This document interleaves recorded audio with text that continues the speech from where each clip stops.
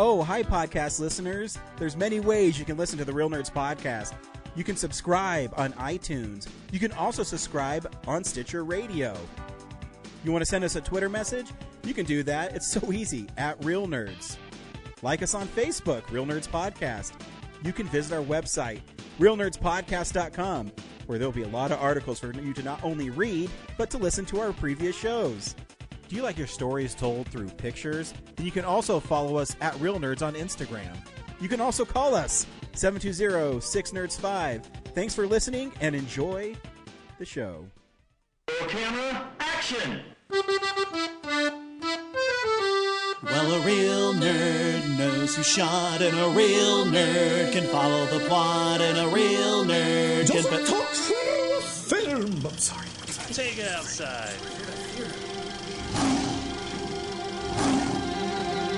Well, a real nerd knows who shot, and a real nerd can follow the plot, and a real nerd will give it all they got.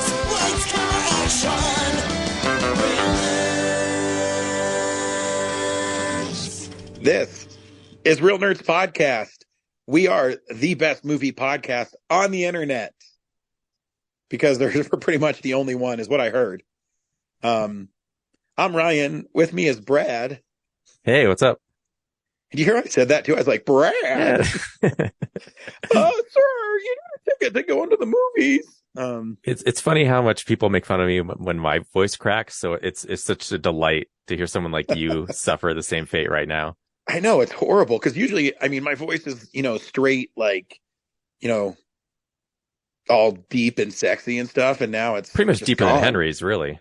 I know. That's what I'm saying, man. It's horrible. And yeah, now you've got this going on, and yeah, it's weird, but we'll get through it. Yeah, we'll try. It's the perfect voice for a horror movie show. Right. Every week on Real Nerds Podcast, we see a new movie, and we podcast our experience to the world. This week, it was Evil Dead Rise. Stay tuned because we will recommend the film or not, play the trailer, and then spoil the movie. We also have movie news and stuff we've been watching that we like to talk about. It kind of sounds like you're trying to talk through a tragedy. It's hilarious. Like you're about to cry. My life is so hard. It's like I saw Evil Dead Rise and it was beautiful. So pretty. The blood was so, what's the word I'm looking for? Just so much. It was a beautiful symphony of gore. Anyhow. Oh, this would be great. Yeah, so we'll see how I last over the next 45 minutes to an hour. Because, I mean, a smart person would say you should rest your voice, but I'm not smart. Yeah, and we can't rest this review for a whole other week either, so. I know, exactly, because next week we're doing Film Explosion 1983, and that is so freaking epic because there's so many great fucking movies that I can't wait to see what people picked. Definitely the best year of cinema in the past 40 years, for sure. It's funny, I forgot to share it. I forgot to share it with you. There was an article, man, who wrote it? Maybe it was Variety, about how 1983 was the worst summer movie season of all time, with Superman 3, Jaws 3D, and all these other things. It's just making me laugh. Yeah, they must have been talking to me because I agree. Not even just the summer, just the whole year in general. And just like, it just, like, there's some movies, I mean, there's a couple movies, obviously, that I really like, but overall, it says, well, I like this movie, and it's unique enough. I guess we can talk about it. You know what I mean?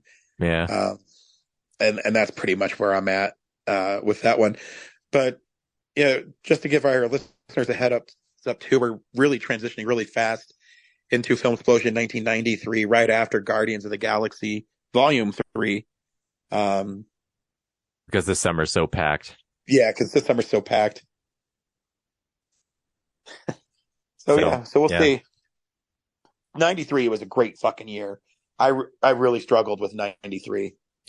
Yeah, 83 and 93 are like opposite ends of the spectrum as far as picking totally. movies. Like, yeah, 93, I'm like, what what do I gotta struggle to keep off on this one? And 83 is just like, what do I gotta watch to even get a movie on this list? Yeah, because I have a feeling a lot of our top of our list might be pretty similar.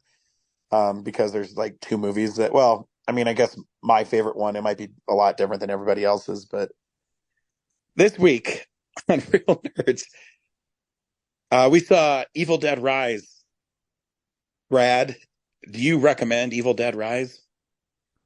Yeah, I think if you're an Evil Dead fan, I think this movie will deliver. I think this movie delivers everything you want out of a Evil Dead movie.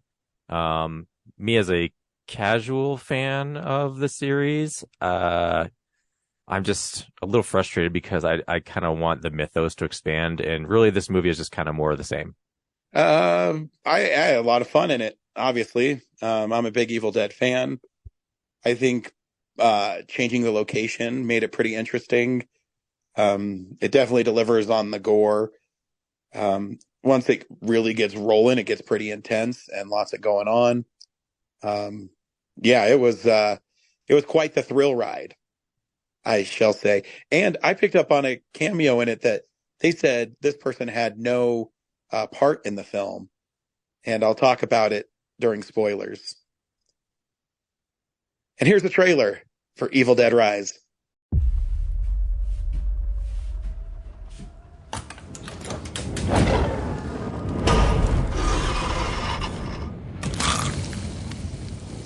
What's up, sis? I had the most beautiful dream. It was the perfect day. And all I could think about was how much I wanted to cut you all open and then climb inside your bodies so that we could stay one happy family.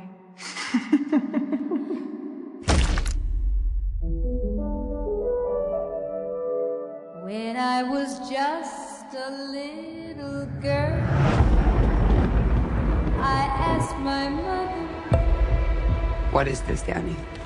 I found it. what will I be?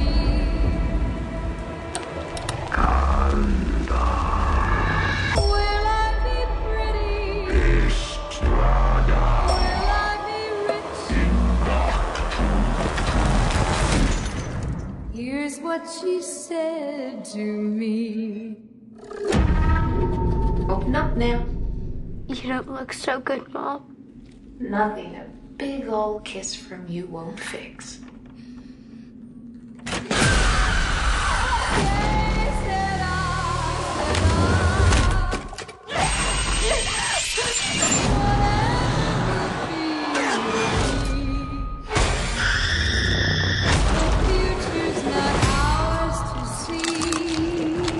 I'm getting us out of here. I promise. You'd be a good mom someday, honey pie. Oh, yeah? Yeah, you know how to lie to kids.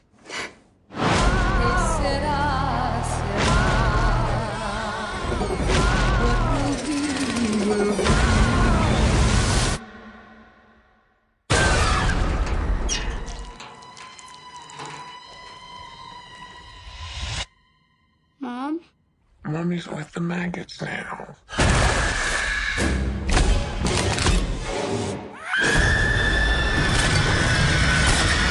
What will be, will be.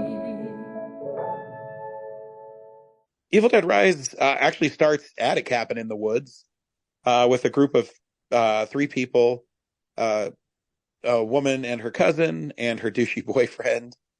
And they're starting out on the dock. The douchey boyfriend talks about how much the one girl is being weird. Her cousin goes in and checks on her, and she has been possessed by the evil dead, and now she's a deadite, and she attacks and kills the boyfriend, rips the scalp off of her cousin's head, and then rises out of the lake. And the title card was really cool. I really like the title card. Yeah, pretty epic title card opening. Yeah. And the opening is, I mean, her getting her scalp ripped off was pretty gruesome. And the dude got hit in the face with a drone. Which he foreshadowed.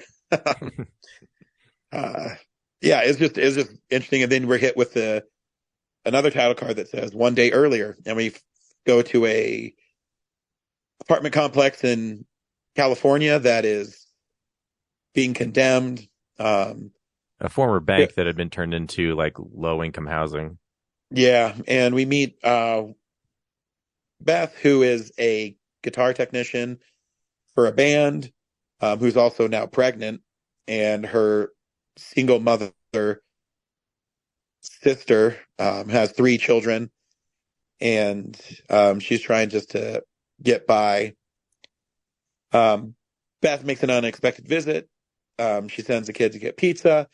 On the way back, an earthquake happens. They find underneath the apartment complex the old bank vault that contains one of the Book of the Dead, a different one. So there's definitely different iterations of it. The one kid, Danny, is a DJ, so he's interested in the records. He plays them, and of course, it's not music; it's the chanting of the words that all of us know from the Evil Dead lore, and it brings the demons to the apartment complex that happen to possess his mother. And then she goes on a spree of attacking her children and the neighbors. And Beth has to defend him. Yeah, it's an Evil Dead movie. I do like that they did put the kids in danger a lot. I mean, the kids, there's one like little boy in the hallway who gets his arms ripped off. Yeah. And the first girl, that Bridget, she gets like a tattoo with her mom's blood that causes her to become a demon. And it's just, man, yeah, it just goes balls to the wall then, with just violence and all that jazz. Did you pick up the Bruce Campbell cameo? Not until I read about it on the internet, and I was like, man, I should have caught that, and I didn't. Yeah, like as soon as I heard it, I go, oh, that's Bruce. That's totally Bruce. And it was cool reading that the director said that's a displaced Ash, which makes sense. If you watch the end of Ash versus Evil Dead, he doesn't solve the problem, as of course he doesn't. Yeah. I did the theater I was in, when the movie started, I felt like the audio wasn't right in that room. Oh, so bummer. Maybe that's why I didn't catch it. That's a bummer, because the audio part is really important in those kind of films, because the mix with the stereo sound and stuff is really awesome. Yeah. I mean, I loved the effects were awesome because a lot of it was practical. Yeah, when I talk about it being the same experience, this movie did, the Evil Dead franchise did grow up from a DIY spirit, and now they have the tools at their disposal to create pretty much anything they want. And everything like looks great. Which is really crazy to the evolution of the franchise. Because the first one, I think they tried to make a horror movie, but through budget constraints and just the performances, it made it kind of a campy horror film. Yeah. And then, Evil Dead 2 is a horror comedy, and then Army of Darkness is its own little thing. Well, yeah, because they didn't start out wanting to make horror movies. They just did because it was easier to do, and like their spirit was in comedies, so they just kind of merged the two. Exactly. Sam Raimi, in fact, is a really big Three Stooges fan, and you can see that in his horror and actually all his movies. It definitely comes through. Obvious in Army of Darkness for sure.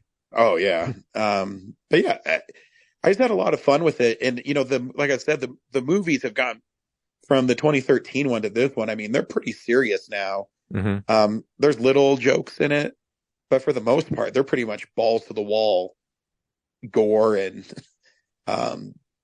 violence and people in peril, and so yeah, it's pretty unrelenting. And it's interesting too because this one, how it's similar to the 2013 one is every aspect of what's happening to the people is somewhat foretold in the Book of the Dead, including the abomination at the end, where it's a merger of the whole family sans the little 6-year-old girl. Mm-hmm. And I guess if I had one complaint is I wanted to see more of that abomination. I wanted to see how horrific it was. And I'm guessing because the film only had like a $15 million budget, that they probably couldn't be as crazy with that as they wanted to be. Yeah, when you shed too much light on a practical effect, it just kind of destroys the illusion. So exactly. I mean, I get it. It was still cool. I love the way it was shot. When they were in the garage and it was stalking them around the car and stuff, and yeah, and it's fun when a director gets it. And I think the last 2 directors they've picked to make these films understand what they are and understands what needs to be accomplished in the films. And I guess I was reading an interview with a director, and he said that Sam just tells them that it has to start with the book and end with the book. So you have to be bound by the book, but anything else you want to do is, up to you. And I like the, I mentioned earlier, the boy who got his arms ripped off. I did like the scene that you saw it through the peephole because it gave it kind of a different vibe, and you couldn't really see what's going on, so you could only listen to it and all the horrific things that were happening. I thought was a really cool creative choice. The lady who plays the mother Deadite was really good. Her movements and things like that. I think the overall film was really well made and really horrific and really fun. Yeah. Anything you want to add? Yeah, like I agree a lot of those points. I just wish, after all this time, there's really like not much. I just wish there was something different story-wise going on because, this movie's still, some rando finds the incantation, releases the dead, mayhem ensues. They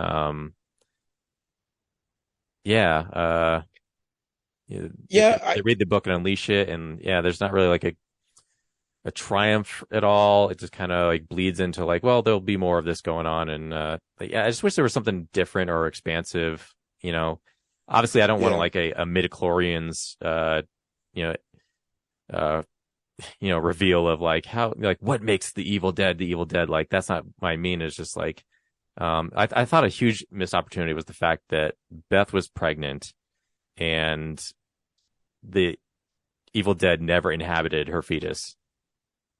That would have been crazy. Like imagine going through the whole movie thinking she survived and then it like possesses the at her fetus. Birth, it like eats through her stomach. Yeah. That would have been like pretty shocking, I think. But I guess she just gets to go on with her life with the chainsaw. I don't know. And then like having the bookends of the camp thing just felt like first of all, like, I feel like the camp bookends were like, this movie takes way too long to start. So let's just put this at the beginning and the end so that people aren't bored. Because it takes a long time for, to get through like earthquake and the bank fault and the mother to get possessed. I was just like, when is something shocking going to happen? So there's like this long build up of nothing. And you're just kind of getting to know like, Beth, she doesn't know if she can be a mom. And so she goes and seeks the advice of her sister, who is like a mom times 3. But that's about it for the character arc. The rest of the time, they're just fighting this entity that they can't control. And it is cool that the movie wasn't afraid to kill off 2 of the children. And then turn them all into like this hive creature. So that was cool. Like when the one daughter, like the ooze started coming out of her face. Mm-hmm. Like that's pretty cool. But then it's a lot of just like stuff you've seen before. Like there's so much hype about that cheese grater thing. And like it just slaps like her sister's calf and scratches. And that's like the end of it. I was like, oh, I thought there was something gnarlier about it, but okay. Yeah, there definitely wasn't the tongue cutting scene from 2013. But it did end with a chainsaw like mutilating another person. So that was a bit recycled. Yeah, it was definitely it was fun. I mean, like that is pretty much what I want from an Evil Dead movie. I get your points. The cool thing is now that they're not really tied to any continuity per se, so they can just, I mean, they can take place at any time. They can infect anybody. It's really what you want the movie to be, Um, so I mean, I think it'd be cool if they went like really far in the past, or um, Yeah, that's one of the cool things about Army of Darkness is like it does like change the venue and the story. Like that's what I mean about just kind of like adding to the lore.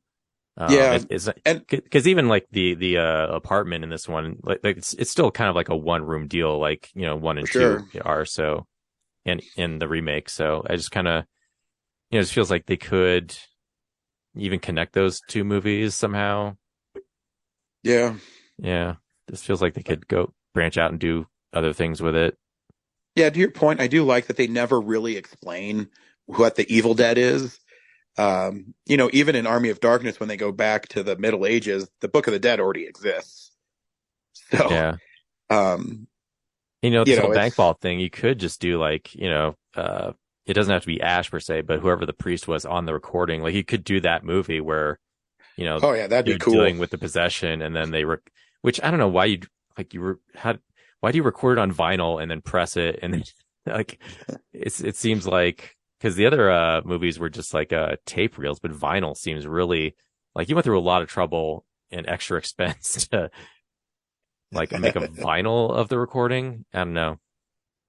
Like the other ones were just magnetic reels, right? Yeah. It wasn't a record before. It just feels like, oh, like kids are into vinyl these days, so it has to be on a vinyl. It's like, why would a priest back then make a recording of this demonic possession on vinyl? The one thing that they did kind of push to is the whole you can't really get rid of it, even if you dismember it. Mm-hmm. So it's some force that's in the world, and you can't stop it. It's really fascinating, Mm-hmm.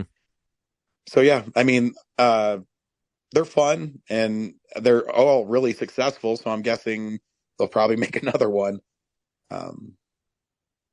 Yeah, I can't wait. And this one, I'm glad it got a theatrical release and wasn't regulated to HBO Max. Yeah.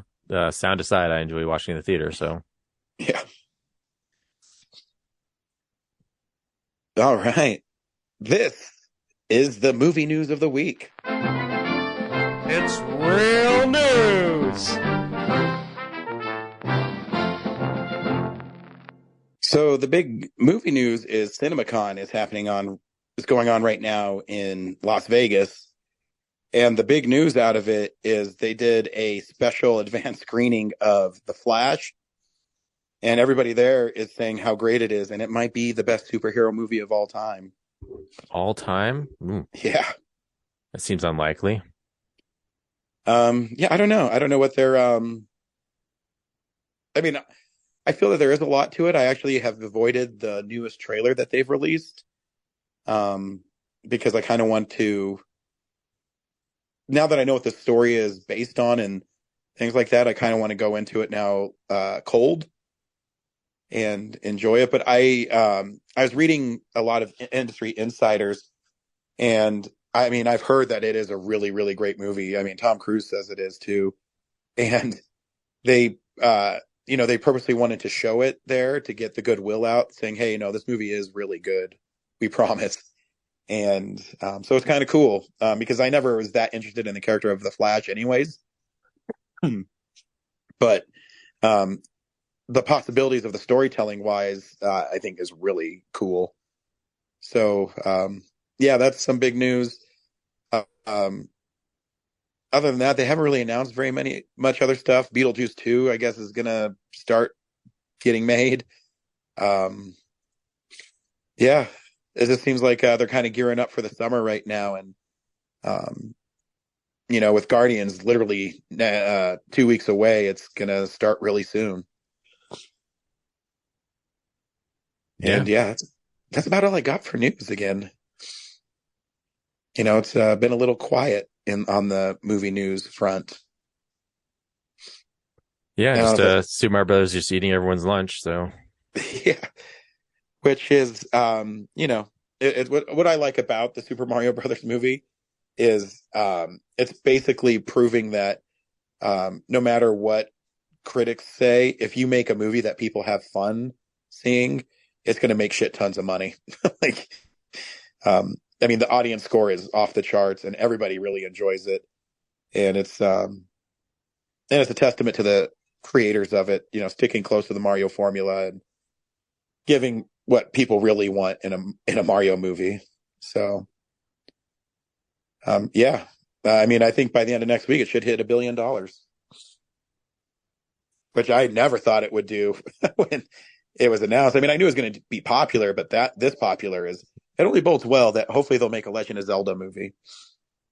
Yeah, as long as it has a great story, that's what I'm into. But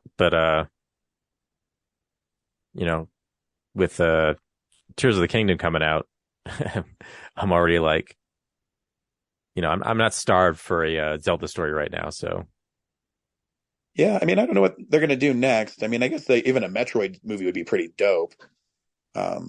Really, a Metroid movie is long overdue. Yeah, it feels like it's made for that kind of it's made for cinematic stuff. So I'm down. Like they could have made a Guardians / Hardcore Henry style Metroid movie. Oh, that would be sweet.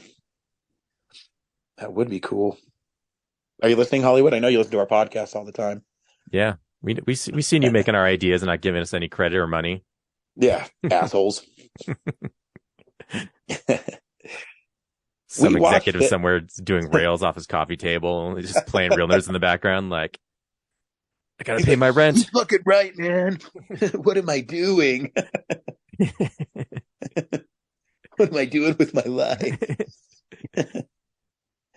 This my cocaine stash is getting low. I need some extra cash. Better listen to that Real Nerds podcast to get some new ideas. Metroid / Hardcore Henry movie. I'm on it. Does anyone remember that Hardcore Henry movie from like 8 years ago? This is stuff we watch throughout the week. This segment I call What We've Been Watching. So, yeah, this is the stuff we've been watching. Brad, what'd you watch this week?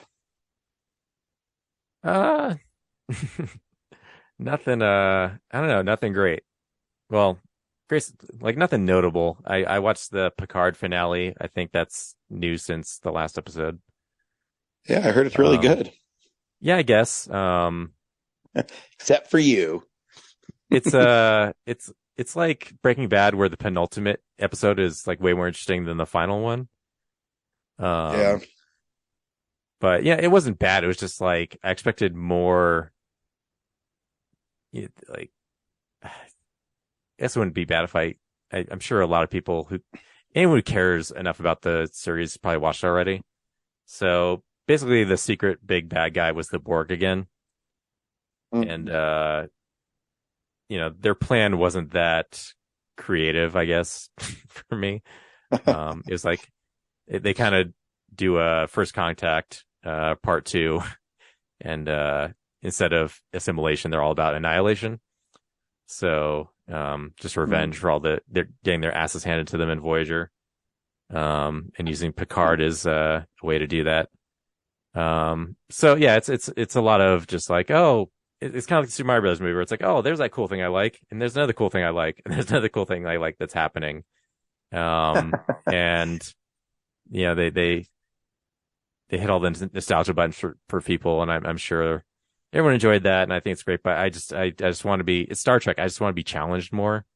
So, as I predicted last week, Picard went in and chose to save his kid above all else, and it wasn't as tragic as that. So everyone got away clean and all happy ending, and it's cool who's in charge of the new Enterprise. Enterprise G has been christened, so I hope that becomes a show of its own with Seven of Nine at the helm, and nice. See their adventures and Picard's kid.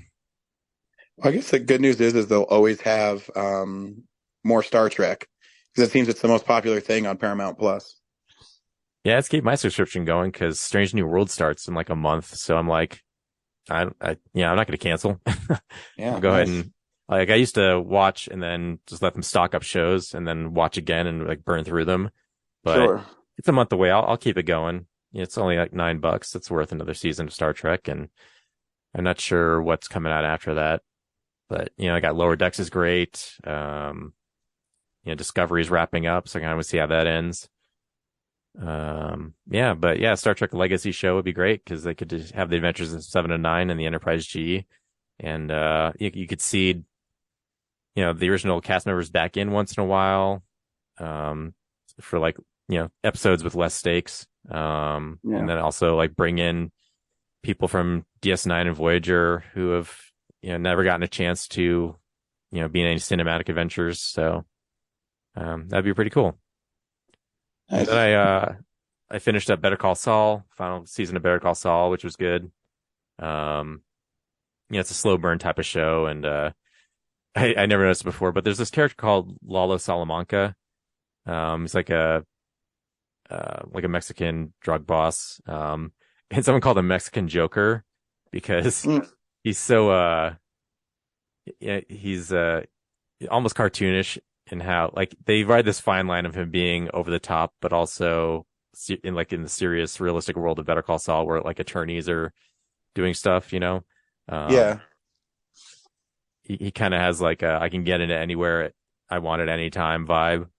And yeah, so I just thought it was a funny description of him because he does kind of have that chaotic, like I can do whatever I want when I want thing in this very grounded world. But yeah, it wrapped up the series nicely, and halfway through the season, it flashes. It's been a prequel for most of the series, and then the final half of it kind of flashes forward to show you what happens after he gets away in Breaking Bad. So, oh, nice. Yeah, and they tie the whole thing together. It's pretty good. And then what is the other thing? Yeah, Ted Lasso's doing good. Actually, last week I didn't talk about, but that episode was just like a nice episode where stuff finally, like people finally start having breakthroughs. And considering there's only like 4 episodes left, it's like about time, I was very surprised that a show that's ending was setting up new stuff midway through the season.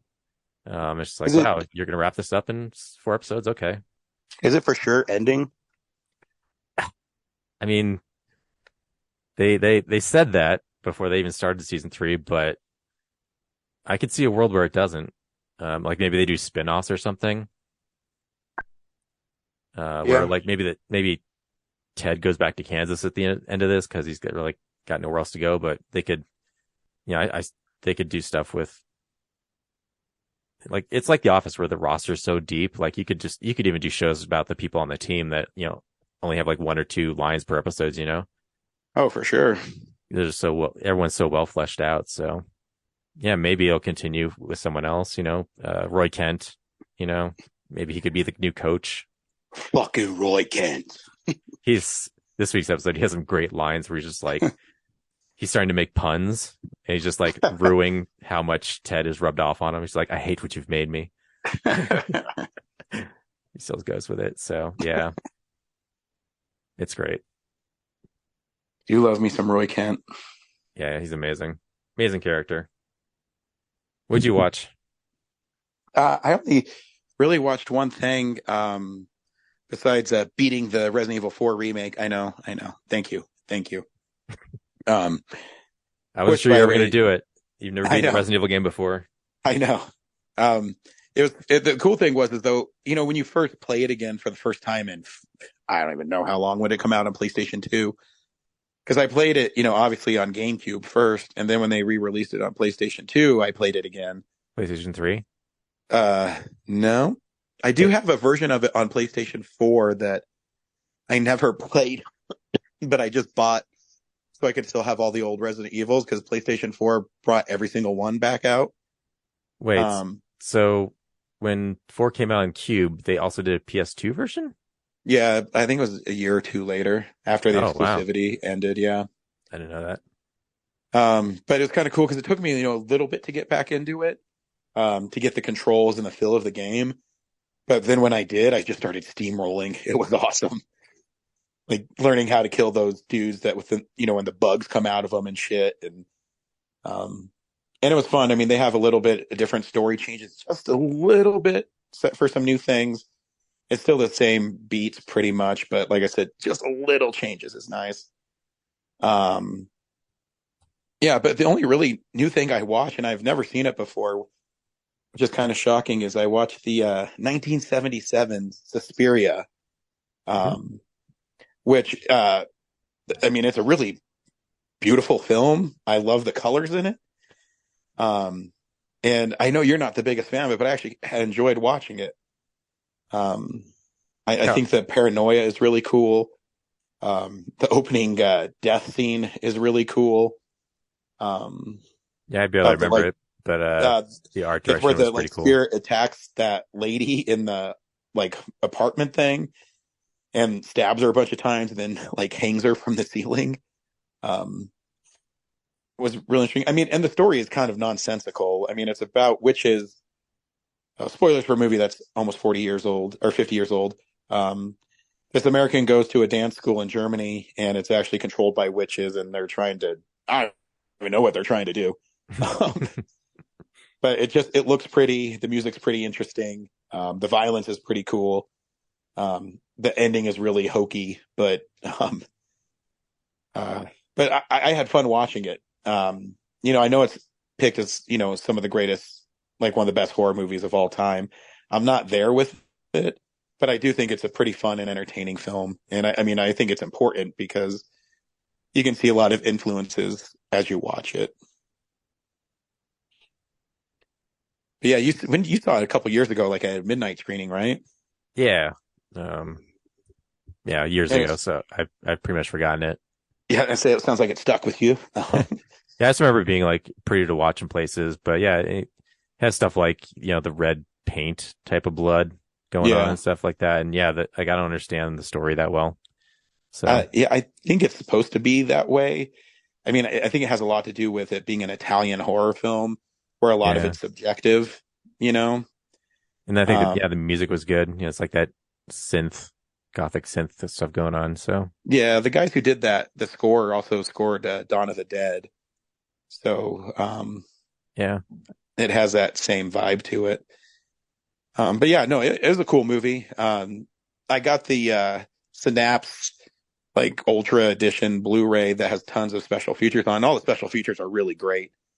So if you're going to get it, I mean, pick it up. I mean, it's kind of expensive. I think it's $35, but they have a whole second disc dedicated to just the special features because there's so many of them. But yeah, that's all I watched this week. Speaking of discs, my Stinkavision Ninja Turtles movie came in from Australia. Oh, really? So the scratch and sniff stickers that you can go to as you watch the movie. Oh, nice. Yeah, it works. Does it really? Yeah. It's all on the same sheet, but yeah, there's 10 different scents on there. Interesting. Yeah. And then the really cool, I think the coolest part about the disc is though, it actually has the behind the scenes documentary of the movie, which nice. Ninja Turtles through DVD, through Blu-ray has not had a ton of making of special features, commentaries, nothing.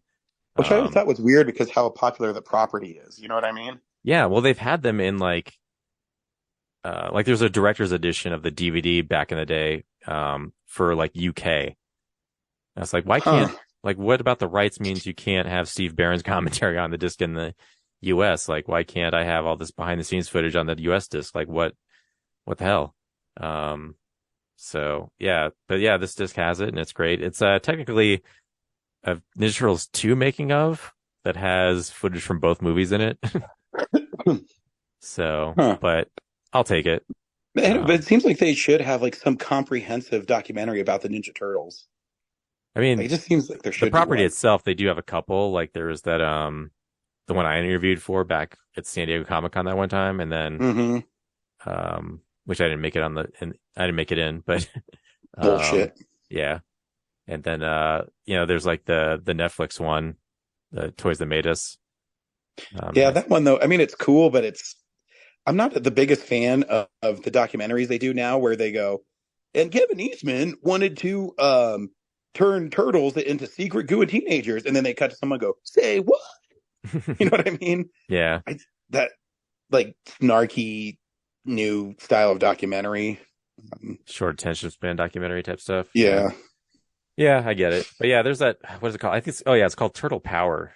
I think it's only on DVD, but that was probably the most extensive one that covers like making the comics and going through the whole property up until I guess 2010 when it came out.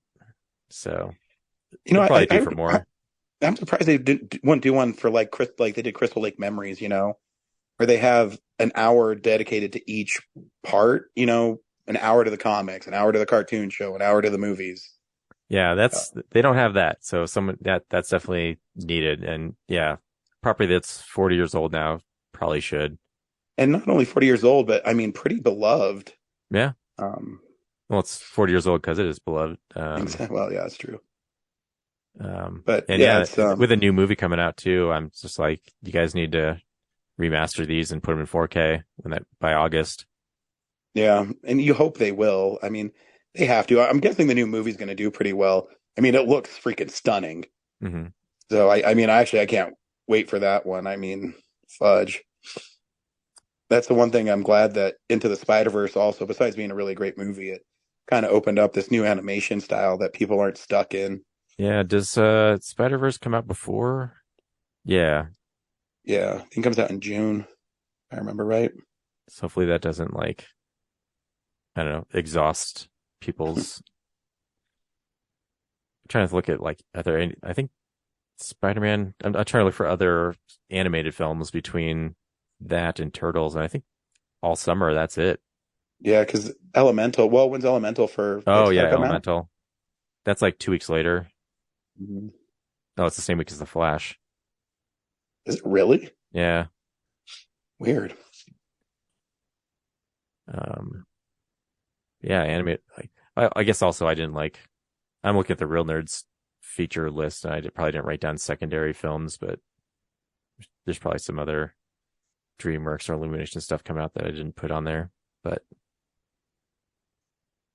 yeah, hopefully people aren't over that style of animation by August, because they just been eating up Spider-Man for 2 months.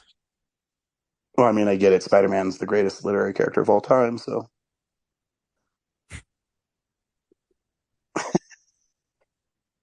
Sure.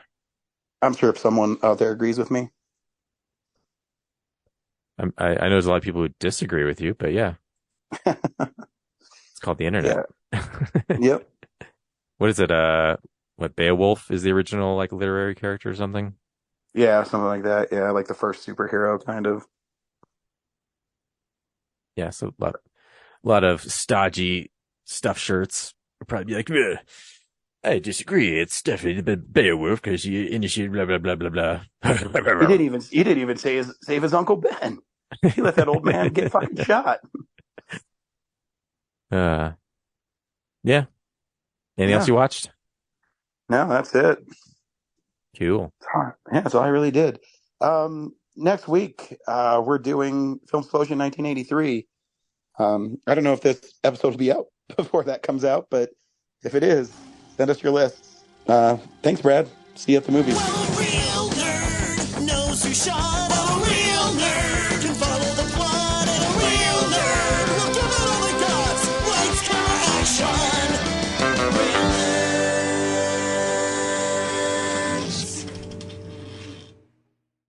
Thanks for listening to Real Nerds Podcast, a Nebulous Visions production. Stream or download episodes, read articles at realnerdspodcast.com. Stream us on Apple or Google Podcast, Stitcher, Spotify, or iHeartRadio. Follow us on Facebook, Real Nerds Podcast.